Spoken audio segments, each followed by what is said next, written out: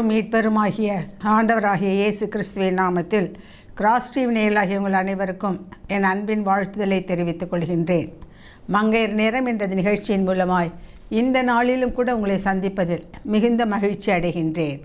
தேவனாகிய கர்த்தர் தாமே இந்த நாள் நிகழ்ச்சியையும் நமக்கு ஆசீர்வதித்து தரும்படியாய் நம்மையும் இந்த நிகழ்ச்சியையும் ஆண்டவருடைய கரத்திலே நாம் ஒப்பு கொடுத்து ஜெபிப்போமா.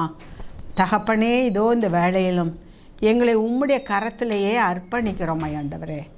வேறு யாரிடத்தில் நாங்கள் போவோம் சுவாமி? வாழ்வு தரும் வார்த்தை உம்மிடத்தில் தானே இருக்கிறது. அன்பு நிறைந்த வார்த்தை, கிருபை நிறைந்த வார்த்தை உம்மிடத்தில் தானே இருக்கிறது. ஆகவே தான் நாங்கள் உம்மை தேடி வந்திருக்கிறோம் ஐயா. தகப்பனே, இதோ இந்த வேளையிலும் நீர் எங்களுக்கு என்ன சொல்ல விரும்புகிறீரோ அதை நாங்கள் சரியான முறையில் கேட்டு அதை உணர்ந்து எங்கள் அனுபவமாக்கி கொண்டு நீர் எங்களுக்கு என்று வைத்திருக்கின்ற ஆசீர்வாதத்தை முற்றிலுமாய் சுதந்திரித்து கொள்ள என் தேவனாகிய கர்த்தர் கிருபை பாராட்டுவீராக.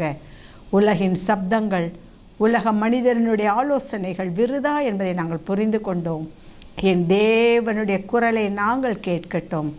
எங்கள் செவியை திறந்தருளும், எங்கள் மனதை திறந்தருளும் சுவாமி. பரிசுத்த ஆவியானவர் தாமே எங்களுக்கு ஒத்தாசையாக வருவாராக. மீட்பர் இயேசுவின் மூலம் பிதாவே, ஆமென், ஆமென்.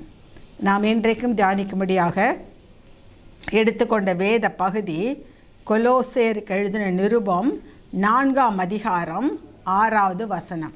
கொலோசேயர் 4:6. அவனவனுக்கு இன்னின்னபடி உத்தரவு சொல்ல வேண்டுமென்று நீங்கள் அறியும்படிக்கு உங்கள் வசனம் எப்பொழுதும் கிருபை பொருந்தினதாயும் உப்பால் சாரம் ஏறினதாயும் இருப்பதாக. கிறிஸ்துவுக்குள் மிகவும் பிரியமானவர்களே, ஆண்டவர் இன்றைக்கு நமக்கு ஒரு காரியத்தை சொல்ல விரும்புகிறாரு. அது என்ன? உப்பால் சாரம் ஏறினதாயும் இருக்க வேண்டும். எப்படி? உங்கள் வசனம் எப்பொழுதும் கிருபை பொருந்தினதாயும் உப்பால் சாரம் ஏறினதாயும் இருக்க வேண்டும். ஏனென்றால் வேதத்தில் தானே நம்ம பார்க்குறோம். மத்தேயு சுவிசேஷம் 5ஆம் அதிகாரம் 13வது வசனத்தில் என்ன சொல்லப்பட்டிருக்கிறது? நீங்கள் பூமிக்கு உப்பாய் இருக்கிறீர்கள். தெளிவாக ஆண்டவர் சொல்கிறார். நீங்கள் பூமிக்கு எப்படி இருக்கிறீங்க? பூமிக்கு நீங்கள் உப்பாய் இருக்கிறீர்கள். ஆக அந்த உப்பாய் இருக்க வேண்டும் என்று சொன்னால் நாம் எப்படியெல்லாம் இருக்க வேண்டும் என்று சொல்லி ஆண்டவர் நமக்கு தெளிவாக பல காரியங்களை சொல்லுகிறார். மத்தேயு 5:13, நீங்கள் பூமிக்கு உப்பாய் இருக்கிறீர்கள். உப்பானது சாரமற்று போனால் எதினால் சாரமாக்கப்படும்? வெளியே கொட்டப்படுவதற்கும் மனுஷரால் மிதிக்கப்படுவதற்குமே ஒழிய வேறொன்றுக்கும் உதவாது. நீங்கள் பூமிக்கு உப்பாய் இருக்கிறீர்கள். உப்பானது எப்படி இருக்கணும்? சாரமுள்ளதாக இருக்க வேண்டும். அது பிரயோஜனமுள்ளதாக இருக்க வேண்டும். அது மற்றவர்களுக்கு ருசி கொடுப்பதாக இருக்க வேண்டும். அது எப்படிப்பட்டதாக இருக்க வேண்டும்? எதையும் கெட்டு போகாமல் பாதுகாப்பு செய்வதாக அது இருக்க வேண்டும். கிறிஸ்துவுக்குள் பிரியமானவர்களே, இந்த தன்மையை அது இழந்து விட்டால் அது எதற்கு தான் பிரயோஜனப்படுமா? வெளியே கொட்டப்படுவதற்கும் மிதிக்கப்படுவதற்கும் தான் பயன்படும். எந்த நோக்கத்திற்காக அது இருக்கிறதோ அந்த நோக்கத்தை அது செயல்படுத்தாவிட்டால் அது கொட்டப்படுவதற்கும் மனுஷரால் மிதிக்கப்படுவதற்குமே ஒழிய வேறொன்றுக்கும் உதவாது. அதே போல தான் ஆண்டவர் இன்னைக்கு என்ன சொல்கிறாரு நம்மை பார்த்து? நீங்கள் பூமிக்கு உப்பாய் இருக்கிறீர்கள். அந்த உப்பு எப்படிப்பட்டதாக இருக்கணும்? சாரம் ஏறினதாக இருக்க வேண்டும். கிறிஸ்துவுக்குள் பிரியமானவர்களே, ஆண்டவர் உங்களையும் என்னையும் தெரிந்து கொண்டு இருக்கிறார் என்று சொன்னால் அது எதற்காக தெரிந்து கொண்டிருக்கிறார் தெரியுமா? நம் மூலமாய் அநேகர் பிரயோஜனப்பட வேண்டும். நம் மூலமாய் அநேகர் பாதுகாக்கப்பட வேண்டும். நம் மூலமாய் அநேகர் நன்மை அடைய வேண்டும். இதற்காகத்தான் தேவன் உங்களையும் என்னையும் இந்த பூமியிலே வைத்திருக்கிறார். நீங்கள் பூமிக்கு வெளிச்சமாக இருக்கிறீர்கள். அப்போ இருளில் எத்தனையோ மக்கள் வாழ்ந்து கொண்டிருக்கிறார்களே, அவர்களை ஒளியின் பிள்ளைகளாக மாற்ற வேண்டிய கடமை உங்களிடத்திலும் என்னிடத்திலும். உங்கள் வெளிச்சம் அவர்களுக்கு முன்பதாக பிரகாசிக்கப்பட கடவது. எப்படி? உங்களுடைய நற்கிரியைகளினால். நீங்கள் போய் பிரசங்கம் பண்ணுறதுனால அல்ல, நீங்கள் போய் சாட்சி சொல்கிறதுனால அல்ல, உங்களுடைய சாட்சி உள்ள வாழ்க்கையை பார்த்து, உங்களுடைய நடை உடை பாவனைகளை பார்த்து அவங்களா ஏற்றுக்கொள்ள வேண்டும். அப்போ அதன் மூலமாய் தேவ நாமம் மகிமைப்பட வேண்டும். அதை பார்த்து ஜனங்கள் ஆண்டவரிடம் ஓடி வர வேண்டும். ஆக நம்முடைய நற்கிரியைகளை பார்த்து ஆண்டவர் பக்கம் மக்களை இழுத்து வருபவர்கள்தான் சாரமுள்ள உப்பாக இருக்கிறார்கள். இன்றைக்கு நாம் எப்படி இருக்கிறோம் சற்று யோசித்து பாருங்கள். நம்மிடத்தில் சாரம் இருக்கின்றதா? சாரம் அற்றுப்போனால் என்ன ஆகுமா? குப்பையில் கொட்டப்படுறதுக்கும் மனுஷரால் மிதிக்கப்படுவதற்கும் தான். கிறிஸ்துவுக்குள் மிகவும் பிரியமானவர்களே, நாம் சர்வ ஜாக்கிரதை உள்ளவர்களாக இருக்க வேண்டும். இந்த காலகட்டம் தவக்காலம் என்று கொடுக்கப்பட்டிருக்கின்றதே, அதாக திருச்சபை எதற்காக என்று சொன்னால், சாரமற்று போன நிலைமையில் இருக்கிறவர்கள் சாரம் ஏற்றப்பட வேண்டும். உப்பு சாரமுள்ள உப்பாக நம்மை மாற்ற வேண்டும் என்பதற்காக தான் பல வகையான வழிகளில் ஆவிக்குரிய வாழ்க்கையிலே நாம் மறுமலர்ச்சி அடைவதற்கும் ஆவிக்குரிய வாழ்க்கையிலே முன்னேறுவதற்கும் பல காரியங்களை திருச்சபையானது செய்து கொண்டு வருகின்றது. நாம் என்ன நினச்சிட்ருக்கோம்? அதெல்லாம் ஒரு பக்தி முயற்சி நினச்சிட்டு வெறும் பக்தி முயற்சிகளாக அவற்றை நாம் பின்பற்றி கொண்டு வருகின்றோமே ஒழிய, நமக்குள்ளே அது எவ்வளவு கிரியைகளை நடப்பிக்கின்றது, நம்மை எவ்வளவு தூரம் அது பலப்படுத்துகின்றது, நமக்குள் அது எவ்வளவு சாரத்தை கொடுக்கின்றது, நமக்குள் அது எவ்வளவு ஒளியை நம்மிடமிருந்து வெளிப்படுத்துகிறது, அதை பற்றியெல்லாம் கவலையே இல்லை. கன்வென்ஷன் வைக்கிறாங்க, கூட்டத்துக்கு போகிறோம். உபவாச கூட்டம் வைக்கிறாங்க, அங்கே போகிறோம். ப்ரேயர் மீட்டிங் இருக்குது, அங்கே போகிறோம். நல்லது. வேதம் வாசிக்கிறோம், நல்லது. ஜெபம் பண்ணுறோம், நல்லது. இதன் மூலமாய் தேவன் உங்களிடத்தில் என்ன எதிர்பார்க்கிறார்? அந்த சாரம் உங்களிடத்தில் இருக்கிறதா? நீங்கள் பூமிக்கு உப்பாக இருக்கிறீர்கள் என்று சொன்னார். அப்போ உப்பு சாரம் உள்ளதாக இருக்க வேண்டும் கிறிஸ்துவுக்குள் பிரியமானவர்களே. ஆக இந்த சாரம் என்று சொல்லும் பொழுது இங்கே நாம் பார்க்கின்றோம், மார்க் எழுதின சுவிசேஷம் 9ஆம் அதிகாரம் 50வது வசனத்தில் ஆண்டவர் தெளிவாக ஒரு காரியத்தை சொல்லுகின்றார். மார்க்கு 9:50. உப்பு நல்லது தான், உப்பு சாரமற்று போனால் அதற்கு எதினாலே சாரம் உண்டாக்குவீர்கள்? உங்களுக்குள்ளே உப்புடையவர்களாக இருங்கள். அப்படின்னா சாரமுள்ள உப்பாக இருங்க. அப்படின்னா என்ன அர்த்தம்? ஒருவரோடு ஒருவர் சமாதானம் உள்ளவர்களாய் இருங்கள். அதுதான் சாரமுள்ள உப்பு. எப்படி இருக்குமா? ஒருவரோடு ஒருவர் சமாதானம் உள்ளவர்களாக இருக்க வேண்டும். அதற்குரிய காலகட்டம் தான் இது. குடும்பத்திற்குள்ளே சமாதானம் இருக்கிறதா? பெற்றோர் பிள்ளைகளுக்கு இடையிலே சமாதானம் இருக்கிறதா? கூட பிறந்த சகோதர சகோதரிகளுக்குள் சமாதானம் உள்ளவர்களாக இருக்கிறீர்களா? அல்லது இன்லாஸ் குடும்பத்தோடு சமாதானம் இருக்கிறதா? தொழில் ஸ்தானத்திலே, திருச்சபையிலே, உங்கள் ஊழியத்திலே சற்று யோசித்து பாருங்கள். அந்த சமாதானம் உடையவர்களாயும் இருங்கள். சமாதானம் எதற்கு அடையாளம்? அந்த உப்பு சாரமுள்ள உப்பு என்பதற்கு அதுதான் அடையாளமாக இருக்கின்றது. வேதம் அதை தான் சொல்லுகிறது, சமாதானம் உள்ளவர்களாயும் இருங்கள் என்று சொல்லி. ஆக குடும்பத்தின் சமாதானத்திற்கு ஏற்றதான எந்த இடத்திலும், தொழில் ஸ்தலத்திலோ அல்லது திருச்சபையிலோ ஊழியத்திலோ சமாதானத்துக்கு ஏற்றவாறு நாம் நடந்து கொள்கின்றோமா, அல்லது சமாதான குறைச்சலை உண்டு பண்ணும்படியான காரியங்களில் நாம் ஈடுபடுகின்றோமா? கொஞ்சம் யோசித்து பாருங்கள். அப்படியாக இருப்போம் என்று சொன்னால் நாம் சாரமற்றவர்களாக இருக்கின்றோம். ஆண்டவர் நம்மை குப்பையில் தான் போடுவார். மனுஷரால் மிதிக்கப்படுவதற்கு தான் ஒப்பாக இருக்கின்றோம்.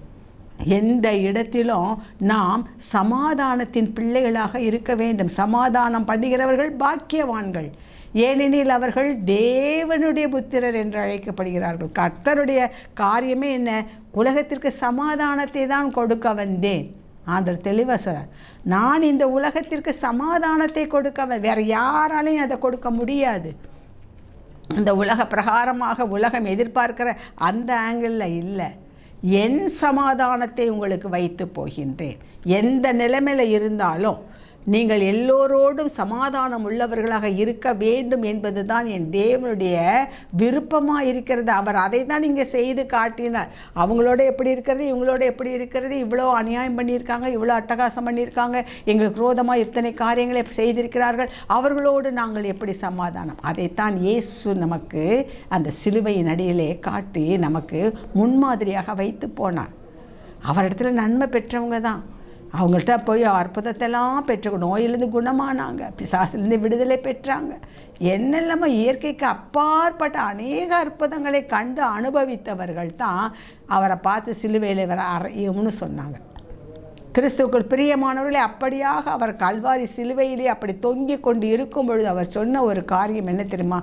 பிதாவே, இவர்களை மன்னியும், தாங்கள் செய்வது இன்னதென்று அறியாதிருக்கிறார்கள். அறிஞ்சிருப்பாங்கன்னா நிச்சயமாக அவங்க செய்ய மாட்டாங்க.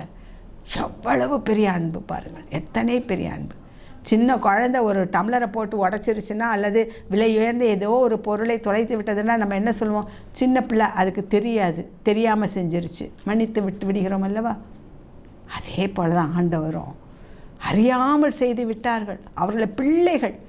ஆக பிள்ளைகள் பண்ணுகின்ற தப்பிதத்தை அவர் எவ்வளவு பெருந்தன்மையோடு ஏற்றுக்கொண்டு, பிதாவே, இவர்களை மன்னியும், தாங்கள் செய்வது இன்னதென்று அறியாமல் இருக்கிறார்கள். கிறிஸ்துவுக்குள் பிரியமானவர்களே, இந்த காலகட்டத்திலே கொஞ்சம் நீங்கள் உங்களையே ஆராய்ந்து பாருங்கள். யாரிடாவது பகைமை உணர்வு உள்ளவர்களாக இருக்கின்றீர்களா? அவர்கள் உங்களுக்கு துரோகம் செய்திருக்கலாம், ஆனாலும் அவர்களை நாம் மன்னிக்க வேண்டும் என்று சொல்லி கர்த்தர் சொல்லுகிறார். அவர் ஆண்டவர் சொல்கிற ஒரு காரியத்தை, நான் ஜெபிக்கிறேன், காணிக்க கொடுக்குறேன், தசமபாகம் கொடுக்குறேன், எல்லா ஊழியத்தை தாங்குகிறேன், சர்ச்சு கன்ஸ்ட்ரக்ஷனுக்கு அவ்வளோ கொடுக்குறேன், எவ்வளவும் நீங்கள் செய்ய, ஆனால் உள்ளத்தில் நீ சமாதானம் இல்லாமல், உன்னுடைய சகோதரனோடு கூட ஒரு நல்ல உறவு இல்லாமல் இருக்கும் பொழுது நீ கொடுக்கின்ற எந்த காணிக்கையும் தேவன் அங்கீகரிக்க மாட்டார். அதை நன்றாக ஞாபகத்தில் வைத்துக்கொள்ளும். மற்றவர்களை வஞ்சித்து நீ வைத்து கொண்டு தேவனுக்கு என்று எத்தனை லட்சம் கொடுத்தாலும் தேவன் அதை அங்கீகரிக்க மாட்டார். பலவிதையான குழப்பங்களை உண்டு பண்ணிக்கொண்டு, பல வகையான பிரச்சனைகளையும் பிரிவினைகளையும் உண்டு பண்ணிக்கொண்டு, நான் ஆலயத்திற்காக உழைக்கிறேன், அதை செய்கிறேன், இதை செய்கிறேன் சொல்லி எதை சொன்னாலும் தேவன் அதை அங்கீகரிக்க மாட்டார். சாரமற்ற வாழ்க்கை அது, சாரமற்ற வாழ்க்கை. நீங்கள் செய்கிற காரியங்கள் எல்லாம் குப்பையிலே போடப்படுவதற்கும் மனுஷரால் மிதிக்கப்படுவதற்கும் தானே தவிர பிரயோஜனமற்றதாக போய்விடும். அதை சிந்தித்து செயல்பட வேண்டிய காலம்தான் இது பிரியமானவர்களே. உப்பு சாரமற்று போனால், சமாதானம் இல்லாமல் போனால் அது சாரமற்றதாக இருக்கின்றது. யாரையும் மன்னிப்பதற்கு நாம் தேவனிடத்திலிருந்து அந்த கிருபையை பெற்றுக்கொள்வோம். ஆண்டவரே, அந்த கிருபையை எனக்கு தாரும். யோசித்து பாருங்கள், யாரையாவது மன்னிக்க முடியாமல் நீங்கள் இருக்கிறீங்களா? ஒருவேளை நிச்சயமாக உங்களுடைய பெரிய இழப்புக்கும் பெரிய பிரச்சனைக்கும் ஒரு குறிப்பிட்டவர் தான் காரணமாக இருக்கலாம், இல்லை என்று சொல்லவில்லை. ஆனாலும் ஆண்டவரே, அந்த கசப்பை என்னுடைய உள்ளத்திலிருந்து எடுத்து போடும், அந்த சமாதான குறைவை எடுத்து போடும். ஏன்னா ஆண்டவர் என்ன சொல்கிறாரு? நீ பலிபீடத்தில் காணிக்கையை கொண்டு வரும் பொழுது உன் சகோதரன் மீது உனக்கு மனத்தாங்கல் இருக்கும் என்று அங்கே நினைவு கூறுவாயானால் என்ன செய்ய? காணிக்கை அங்கேயே வச்சிரு. எங்கே வச்சிரு? கொண்டு வந்த ஆலயத்தில் ஏன்ட்ட இல்லை, நீ கொண்டு வந்த இடத்துலையே நீ வச்சுக்கோ. முதலில் நீ போய் உன் சகோதரனோடு உறவாடு, அதற்கு பிறகு வந்து காணிக்கையை செலுத்த அதை நான் அங்கீகரிப்பேன். இல்லை என்று சொன்னால் சமாதான குறைவோடு செலுத்தப்படுகின்ற எந்த காணிக்கையும், சமாதான குறைவோடு ஏறெடுக்கப்படுகின்ற எந்த ஜெபமும் பரலோகத்தை போய் எட்டாது என்பதை நாம் உணர்ந்து கொள்ள வேண்டும். ஆக இந்த நாளிலே ஆண்டவர்கிட்ட கேட்ப, ஆண்டவரே, நீர் கொடுத்த இந்த நாளை கர்த்தாவே, இந்த சமாதான குறைவுகளை நீக்கும்படியாக, சமாதானத்தின் பாத்திரமாக நீர் என்னை மாற்றும் சுவாமி என்று சொல்லி ஆண்டவரிடத்தில் நான் ஜெபிக்க வேண்டும். கிறிஸ்துவுக்குள் பிரியமானவர்களே, இந்த சமாதானத்தை குறைப்பதற்கு ஒரு காரியம் என்ன தெரியுமா? நம்முடைய வாய் வார்த்தைகள். நம்முடைய வாய் வார்த்தைகள் என்ன செய்கின்றது? பிறருடைய மனதை புண்படுத்துவதாக இருக்கின்றது, வேண்டாத பிரிவினைகளை ஏற்படுத்துவதாக இருக்கின்றது. எபேசியருக்கு எழுதின நிருபம் 4ஆம் அதிகாரம் 29வது வசனம் இவ்விதமாய் சொல்கிறது, கெட்ட வார்த்தை ஒன்றும் உங்கள் வாயிலிருந்து புறப்பட வேண்டாம். பக்தி விருத்திக்கு ஏதுவான நல்ல வார்த்தை உண்டானால் அதையே கேட்கிறவர்களுக்கு பிரயோஜனம் உண்டாகும்படி பேசுங்கள். இந்த சமாதான குறைவுக்கு ஒரு காரணம் என்ன தெரியுமா? நம்முடைய வாயின் வார்த்தை.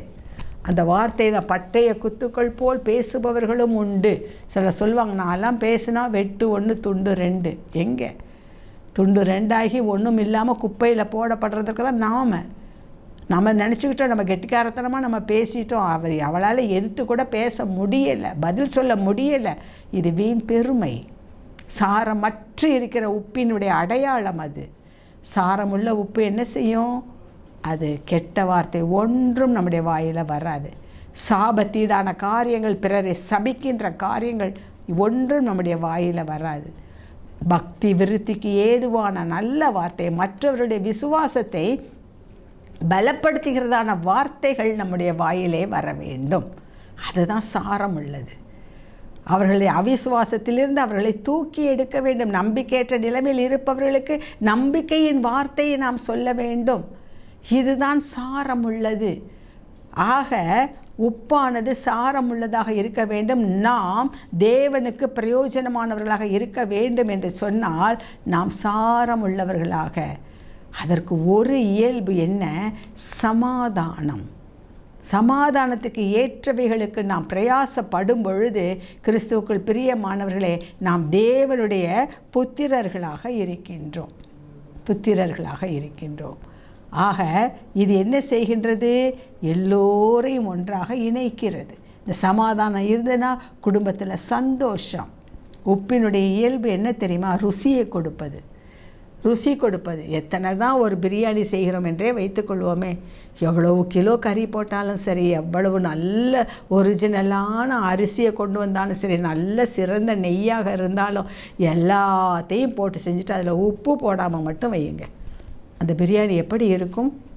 சுவைப்பதற்கு எப்படி இருக்கும்? எல்லோரும் ஒரு வாய் வைத்து ஐயோ உப்பே இல்லை. அப்போ அதில் உப்பு போட்டால் தான் அந்த உணவுக்கு ருசி வருகின்றது. அது அற்ப காரியமான ஒரு காரியம். இந்த உப்பு என்ன செய்கின்றது? அந்த உணவிற்கு ருசியை கொடுக்கிறது. அதே போல் தான் குடும்பத்தில் உங்களை பார்த்தா எல்லாம் சொல்லணும், இவங்க இருந்தாங்கன்னா இந்த நம்ம வீட்டில் ஒரு சமாதானம் இருக்கும், ஒரு சந்தோஷம் இருக்கும். இவங்க இருந்தாங்கன்னா இந்த ஆஃபீஸில் எல்லாருக்குள்ளாரையும் ஒரு நல்ல ஒரு இயல்பான ஒரு வாழ்க்கை இருக்கும். இவங்க இந்த ஆலயத்தில் இருக்கிறதுனால தான் இந்த வீண் பிரச்சனை இதெல்லாம் வந்தாக்க இவங்க வந்தாங்கன்னா அதெல்லாம் சரியாகிவிடும். அதுதான் ருசியை கொடுப்பது. சாரமுள்ள உப்பு. அந்த உப்பு என்ன செய்கின்றது? ருசியை கொடுக்கின்றது. வாழ்க்கையிலே ருசி, குடும்பத்திலே ருசி, ஊழியத்திலே ருசியாக இருக்கின்றது. கிறிஸ்துவுக்குள் பிரியமானவர்களை செல்லுகின்ற இடங்களில் எல்லாம் சிறப்பாக இருக்கின்றது. ஒரு சிலர் சொல்லுவாங்க, ஐயோ வந்தாலே அவளை தான் என்ன செய்வாங்க? தீக்குச்சி இல்லாமல் பற்ற வச்சுருவாங்க. இப்படிப்பட்டதான வாழ்க்கை வாழ்வோம் என்று சொன்னால் அதற்கு பெயர் என்ன? சாரமற்ற உப்பாக நாம் இருக்கின்றோம். நம்மை நாம் மாற்றிக்கொள்வோமா? இந்த தவக்காலத்திலே ஆண்டவரை என்னை சாரமுள்ள உப்பாக, ஒரு சமாதான தூதுவனாக, சமாதானத்தை ஏற்படுத்துகின்ற ஒரு நபராக என்னை மாற்றும் சுவாமி. உம்முடைய அந்த சமாதானம் மக்கள் உள்ளத்திலே, குடும்பத்திலே, தொழிலிலே, வேலை ஸ்தலத்திலே, திருச்சபையிலே அதை நான் கொடுப்பதற்கு என்னை ஒரு கருவியாக பயன்படுத்தும் என்று சொல்லி நாம் ஜெபிப்போம் என்று சொன்னால் அதுதான் சாரமுள்ள உப்பு. அதற்காக கொடுக்கப்பட்ட காலம்தான் இது. அப்படிப்பட்ட கிருபைகளை எனக்கு தாரும் ஆண்டவரே என்று சொல்லி ஜெபிக்கின்ற நேரத்திலே அதற்காக ஜெபியுங்கள். உன்னத நோக்கத்திற்காக ஜெபியுங்கள். அதற்காக ஃபாஸ்டிங் இருக்க வேண்டுமா? உபவாசம் இருந்து அந்த கிருபையை எனக்கு தாரும், என்னை ஒரு சமாதான தூதுவனாக என்னை மாற்று சுவாமி என்று சொல்லி கேளுங்கள். கிருபை நிறைந்த வார்த்தை என்னுடைய வாயிலே வரட்டும் ஆண்டவரே. வீண் பேச்சுக்கு என்னை விலக்கி காத்து கொள்ளுங்க சுவாமி. இதெல்லாம் தான் நம்ம செய்ய வேண்டிய ஜெபம். இதுக்காகலாம் தான் ஜெபணும். அதுக்காக தான் நம்ம உபவாசம் இருக்கணும். நம்முடைய மாம்ச இச்சையை நம்மளால் கண்ட்ரோல் பண்ண முடியாத காரியங்களை கண்ட்ரோல் பண்ணுவதற்கு உபவாசம் அவசியமாக இருக்கின்றது. இந்த வகை பிசாசு ஜெபத்தினாலும் உபவாசத்தினாலும் அன்றி வேறு எதுலேயும் போகாதுன்றிருக்கு. நம்மளுடைய ஜென்ம சுபாவமாகிய அந்த பிசாசை மேற்கொள்ள வேண்டும் என்றால் நமக்கு உபவாசம் தேவைப்படுகிறது. அதற்காக கொடுக்கப்பட்ட நாட்கள் தான் இவைகள் எல்லாம். அதற்காகத்தான் கிறிஸ்துவுக்குள் பிரியமானவர்களே, ஆகவே இந்த காலத்தை நாம் பிரயோஜனப்படுத்திக் கொள்ள வேண்டும். உப்பு எப்படிப்பட்டதாக? சுவை கொடுப்பதாக இருக்கின்றது. அந்த உணவில் பல வகையான குணங்களை உடைய பொருட்கள் இருக்கும். அந்த பிரியாணி என்று சொல்கிறோம், அதில் எத்தனை காரியம் இருக்குது. உரப்புக்கு அதை மிளகா இருக்குது, அதே போல் தக்காளி புளிப்புக்கு இருக்குது, வேறு வேறு சுவையில் உள்ளது, வேறு வேறு கொஞ்சம் இனிப்பு சுவை உள்ள தேங்காய் இருக்கிறது. ஆனால் எல்லா சுவையும் பல சுவைகள் இருந்தாலும் இந்த உப்பு அதில் சேரும் பொழுது அவைகளுக்குள் ஒரு இந்த கோஆர்டினேஷன் என்று சொல்லுவார்கள், சின்க்ரனைசேஷன், எல்லாம் ஒன்றாக இணைந்து ஒரு அருமையான உணவு வருகிறதே. அதே போல் குடும்பத்தில் மற்ற இடங்களில் அல்லது ஆலயத்தில் பல வகையான குணங்களை உடையவர்கள் இருப்பார்கள். ஆனால் அவர்களை ஒருங்கிணைத்து அதை சமாதானம் உள்ள ஒரு குடும்பமாக, ஒரு இல்லமாக மாற்றுவதற்குரிய கிருபைகளை கர்த்தர் உங்களுக்கும் எனக்கும் கொடுத்திருக்கிறார்.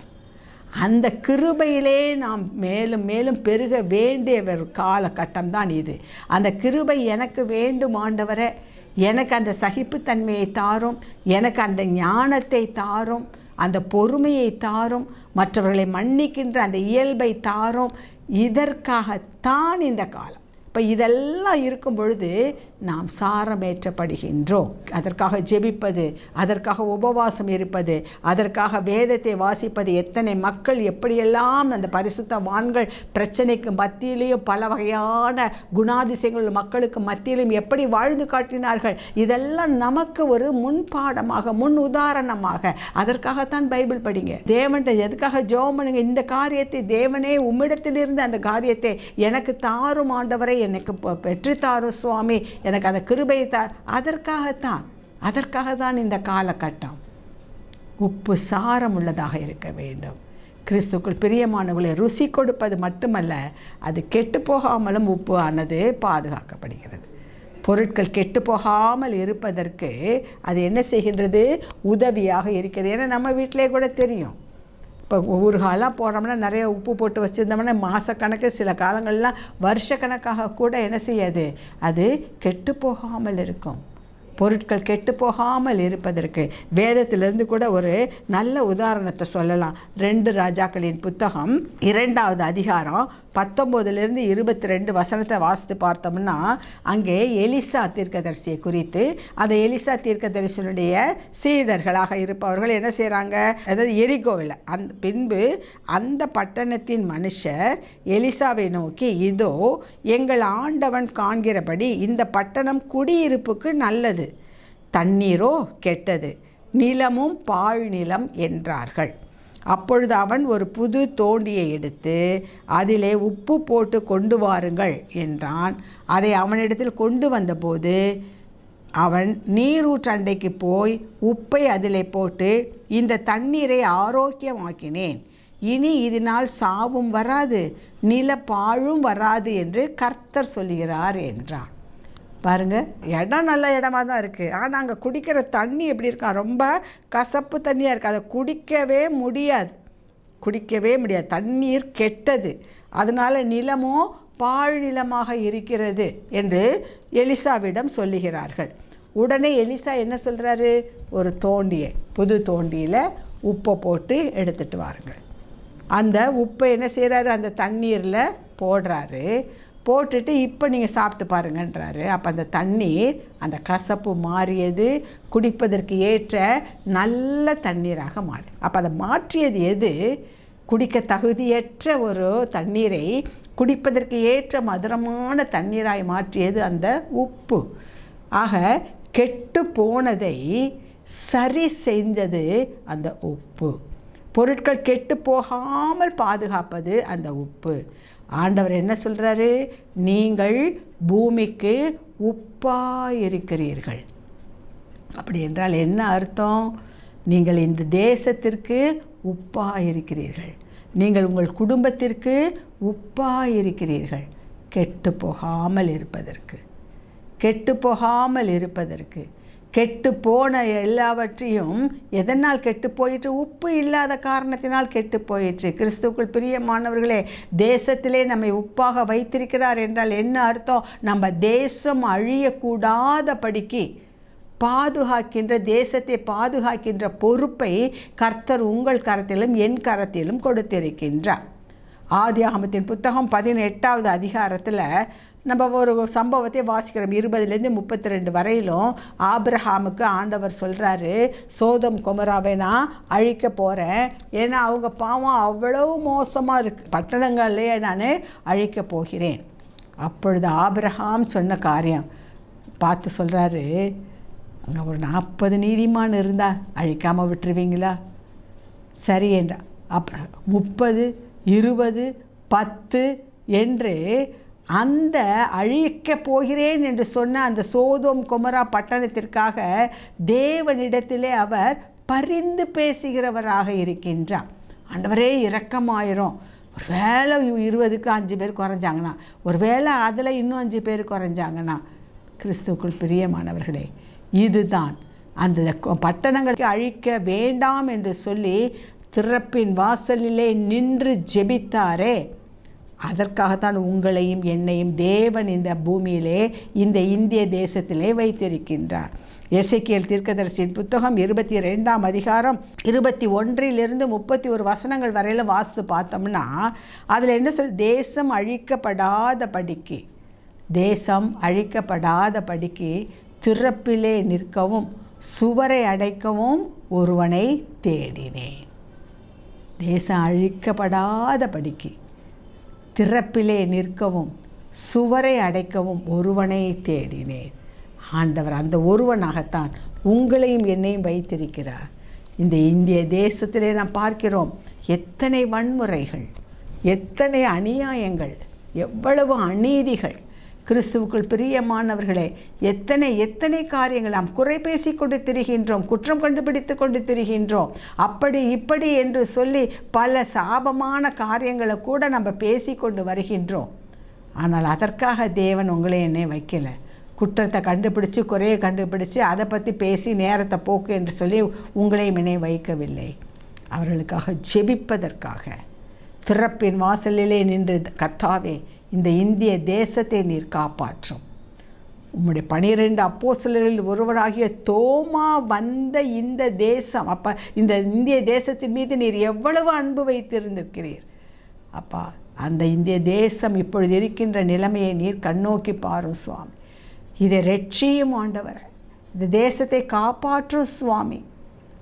அழிந்து போகிற ஆத்துமாக்களுக்காக நாம் ஜெபிக்கின்றோமா? எத்தனை கொலைகள், எத்தனை வன்முறைகள், எத்தனை விபச்சாரங்கள், எத்தனை அநியாயங்கள். கிறிஸ்துவுக்குள் பிரியமானவர்களே, சோதம் குமரா பட்டணம் எந்த பாவத்திற்காக அழிக்கப்பட்டதோ அதே பாவம் இன்றைக்கு எல்லா நாடுகளிலும், ஏன் இந்திய தேசத்திலும் கூட வேரூன்றி இருக்கின்றது. இத்தனை பயங்கரமான சூழ்நிலையில் இருக்கும் பொழுது நாம் அதற்காக ஜெபிக்கின்றோமா? தேசத்தை அழிக்க வேண்டாம் ஆண்டவரே, இயற்கை சீற்றத்தினால் அழிக்க வேண்டாம், மனுஷனுடைய குறைகளினால் ஏற்படுகின்ற பல வகையான அழிவுகளில் இருந்து எங்கள் தேசத்தை காப்பாற்றும் ஆண்டவரே. அதற்காகத்தான் உங்களை என்னை வச்சிருக்கிறார். அதற்காகத்தான். இவன் பாவி, அவன் பாவி, இவன் கொலைகாரன், அவன் கொள்ளைக்காரன், இப்படி பேசுவதற்காக அல்ல பிரியமானவர்கள். அவளுடைய ரட்சிப்புக்காக திறப்பின் வாசலில் நின்று ஜெபிப்பதற்காக. அதற்குரிய காலகட்டம்தான் இது. அதுதான் உப்பு சாரம் ஏற்ற உள்ள உப்பு. யார் அழிந்து போகிற ஆத்துமாக்களுக்காக, திருச்சபையின் எழுப்புதலுக்காக, தேசத்தினுடைய வளர்ச்சிக்காக, தேச தலைவர்களுக்காக, அறுப்போ மிகுதி, வேலையாட்களோ கொஞ்சம், அறுப்புக்கு வேலையாட்களை அனுப்பும்படி அறுப்பின் எஜமானை நோக்கி ஜெபியுங்கள் என்று ஆண்டவரே கட்டளை கொடுத்தாரே, அதற்காக இப்படி ஜெபிக்கிறவர்கள் தான் சாரமுள்ள உப்பு. சாரமுள்ள உப்பு.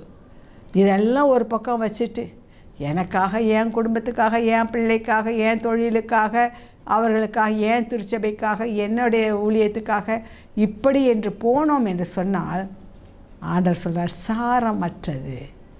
எதனால் சாரமாக்கப்படும்? எதனால் சாரமாக்கப்படும்? கிறிஸ்துவுக்குள் பிரியமானவர்களே, அந்த ஆத்தும பாரம் என்ற சாரம் நம்முடைய உள்ளத்திலே வர வேண்டும். அன்பு என்ற சாரம் நம்முடைய உள்ளத்திலே வர வேண்டும். ஆக அப்படிப்பட்ட காரியத்தை தான் தேவன் எதிர்பார்த்து உங்களையும் என்னையும் இந்த பூமியிலே வைத்திருக்கின்றார். ஆக அந்த உப்பை போல் ஆண்டவர் சொல்கிறார்ல, உப்பு சாரமற்று போனால் எப்படி, என்ன மனுஷரால் மிதிக்கப்படுவதற்கும் வெளியே கொட்டப்படுவதற்கும் அப்படிப்பட்ட பரிதாபமான நிலைமையில் நம்ம இருக்கக்கூடாது என்பதற்காகத்தான் நமக்குள் சாரம் ஏற்றும்படியாய் பரிசுத்த ஆவியானவருடைய வல்லமை என்ற சாரத்தை நாம் ஏற்றுக்கொள்ளும்படியாய் அவருடைய ஆவியை பெற்றுக்கொண்டு அவர்களே பலப்பட்டு கிறிஸ்துவின் சிந்தையை நம்முடைய சிந்தையாக்கி கொண்டு அவருடைய சொல்லை அவருடைய பேச்சை நம்முடைய வாயின் பேச்சுகளாக கொண்டு அவருடைய அன்பை நம்முடைய இருதயத்திலே சுமந்து கொண்டு யார் வாழ்க்கை நடத்துகின்றார்களோ அவர்கள்தான் சாரமுள்ள உப்பு. அப்படி இவ்வளவு நாட்களும் நம்மக்கிட்ட இல்லைன்னா இந்த காலகட்டத்தில் அந்த சாரத்தை நாம் ஏற்றுக்கொள்ள வேண்டும், பெற்றுக்கொள்ள வேண்டும். கர்த்தாவே என்னை சாரம் உள்ளவளாக மாற்றும், உம்முடைய பரிசுத்த ஆவியின் வல்லமை எனக்கு கொடுப்பீர் என்று சொன்னால் அந்த வல்லமையின் மூலமாக கர்த்தாவே நான் உம்முடைய ஆவிக்குரிய கனிகளை கொடுப்பவளாக மாறுவேன், சாரமுள்ள உப்பாக நான் மாறுவேன். என்னுடைய கிரியைகள் எல்லாம் உம்முடைய நாமத்தை மகிமைப்படுத்துவதாக இருக்கும். என்னுடைய சிந்தனை எல்லாம் உம்முடைய நாமத்தையே தொழுது கொள்வதாக இருக்கும். எல்லாவற்றிலும் நாம் உம்மையே முன்வைத்து நடக்கும் பொழுது மனிதர்கள் உம்மை கண்டு கொள்வார்கள். ஆக இப்படிப்பட்ட காரியங்களுக்காக ஒதுக்கப்படுவது தான் இந்த காலகட்டமே தவிர ஏதோ சடங்காச்சாரத்தின் பிரகாரமாக பாரம்பரியத்தின் காரணமாக பழக்கத்தின் காரணமாக சில பக்தி முயற்சிகளை மட்டும் மேற்கொண்டு விட்டு நாங்கள் இந்த தடவை அந்த தபசு காலத்தை இந்த லெந்து காலத்தை அவ்வளவா நாங்கள் அப்படி தான் செலவு பண்ணோம். அல்ல பிரியமானவர்களே, இந்த பக்தி முயற்சிகள் எல்லாம் உங்களுக்குள் சாரத்தை ஏற்றியதா? நீங்கள் மற்றவர்களுக்கு பிரயோஜனம் உள்ளவர்களாக சமாதானத்தை கொடுப்பவர்களாக சமாதான தூதர்களாக உங்களை மாற்றியதா? மற்றவர்கள் கெட்டு போகாதபடிக்கு அழிந்து போகின்ற ஆத்துமாக்களுக்காக ஜெபிக்கின்ற ஒரு கருவியாக உங்களை மாற்றியதா? அதுதான் முக்கியம். இதுதான் கிறிஸ்துவுக்குள் பிரியமானவர்களே ஆண்டவர் சொல்லுகின்ற ஒரு காரியம். கடைசியாக என்ன தெரியுமா? தன்னைத்தான் வெறுத்து, லூக்கா சுவிசேஷம் 9ஆம் அதிகாரம் 23-24 சொல்கின்றது, தன்னைத்தான் வெறுத்து தன் சிலுவையை எடுத்துக்கொண்டு ஒருவன் என்னை பின்பற்ற கடவன். இதுதான் சாரமுள்ள உப்பினுடைய அடையாளம். சுயத்தை வெறுத்து கர்த்தருடைய சிந்தையை நம்முடைய சிந்தையாக்கி அவர் நடந்த பாதைகளிலே நடப்பது தான் சாரமுள்ள உப்பின் அடையாளம். அதற்கு நம்மை தயார்படுத்துகின்ற ஒரு காலம்தான் இந்த லெந்து காலம். ஆகவே இந்த காலத்தை நாம் அதற்காக பிரயோஜனப்படுத்திக் கொள்வோம். மேலான காரியங்களுக்காக நாம் நம்மை ஈடுபடுத்தும் பொழுது கர்த்தர் இந்த உலக பிரகாரமான எல்லா காரியங்களையும் அவர் கொடுக்க வல்லவராக இருக்கின்றார். உங்கள் தேவை என்னன்னு அவருக்கு தெரியும். நீங்கள் சொல்லி தான் தெரியணும்னு தேவையில்லை. எல்லாத்தையும் அறிஞ்சிருக்கிறார். ஒவ்வொன்றையும் அதன் காலத்தில் நேர்த்தியாய் செய்ய போகிறவர் அவர் அல்லவா? அதை அவர் பார்த்து கொள்வார். அவர் விரும்புகிற காரியத்தை நாம் செய்யும் பொழுது நமக்கு தேவையானெல்லாம் அவர் பார்த்து கொள்வார். அதை சிந்தித்து செயல்படுகின்ற இந்த காலத்தில் தான் நாம் வாழ்ந்து கொண்டிருக்கின்றோம்.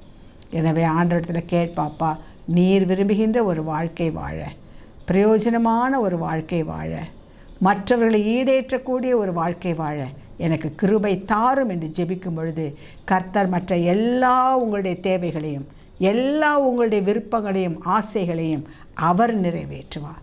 நாம் இப்பொழுது ஜெபிப்போமா? தகப்பனே, இதோ இந்த வேளையிலும் எங்களை உம்முடைய கரத்திலேயே அர்ப்பணிக்கிறோம். ஆண்டவரே, அர்ப்பணிக்கிறோம் சுவாமி.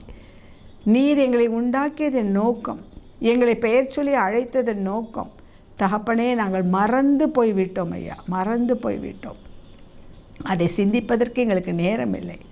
உலக கவலைகளும் ஐஸ்வர்யத்தின் பெருமையும் ஆண்டவரே அப்பா, மற்ற உலக பிரகாரமான காரியங்கள் எங்களை அப்படியே நெருக்கி போட்டு விட்டது சுவாமி. எனவே தேவ சித்தத்தை, தேவ திட்டத்தை நாங்கள் உணரவில்லை. ஆனால் இதோ இந்த நாளிலும் கூட நீர் எங்களுக்கு அந்த உணர்வினை கொடுத்ததற்காக உமக்கு ஸ்தோத்திரம் ஐயா. எங்களை இந்த உலகத்திலே நீர் ஒளியாய் வைத்திருக்கிறீர். நாங்கள் இந்த உலகத்திற்கு உப்பாக இருக்கிறோம் என்று சொல்லி நீர் இன்றைய நாளிலே தகப்பனே எங்களுக்கு நினைவுபடுத்தினீர். உமக்கு ஸ்தோத்திரம் ஆண்டவரே. அந்த உப்பை போல நாங்கள் எல்லோருக்கும் பிரயோஜனம் உள்ளவர்களாய், அந்த உப்பு தன்னை மறைத்து மற்றவர்களுக்கு ருசி கொடுப்பது போல நாங்கள் எங்கள் சுயத்தை வெறுத்து ஆண்டவரை மற்றவர்களுக்கு நன்மை செய்யக்கூடியவர்களாக இருக்க எங்களை தகுதிப்படுத்தும்.